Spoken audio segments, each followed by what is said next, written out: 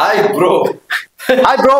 So game చేతులు movie కదా ఉంది బ్రో. అసలు ఈ సినిమాలో మనము ఈ బాగుంది బాలేదని చెప్పొద్దు బ్రో, ఎందుకంటే ఇట్స్ సెలబ్రేషన్ బ్రో. ఒక సినిమాకే ఒక సెలబ్రేషన్ ఈ సినిమా. ఎందుకంటే శంకర్ ఎవరైతే ఉన్నారో, శంకర్ లాంటి డైరెక్టర్ నుంచి వస్తున్నటువంటి ఈ సినిమాని మనము మామూలు ఎక్స్పెక్టేషన్స్ అయితే లేవు బ్రో. అసలు మా ఎక్స్పెక్టేషన్స్ ని అవుట్ ఆఫ్ ది వరల్డ్ వెళ్ళిపోయాడు బ్రో. అసలు శంకర్ అయితే మనము అసలు ఏం పెట్టడానికి లేదు బ్రో, ఎందుకంటే అంత బాగుంది బ్రో. డైరెక్షన్ విషయంలో అయితే శంకర్ అయితే మనం చెప్పడానికి లేదు.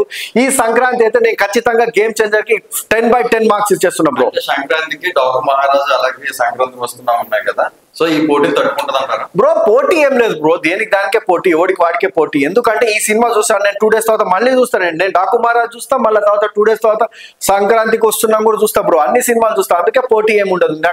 నేను మొత్తం అన్ని సినిమాలు చూసేస్తా, అందుకని చెప్తున్నప్పుడు బ్రో ఈసారి అయితే సంక్రాంతికి 3 సినిమాలు హిట్ అవుతున్నాయి బ్రో. ఈసారి అయితే దిల్ రాజు అయితే పండగ చేసుకుంటున్నాడు బ్రో.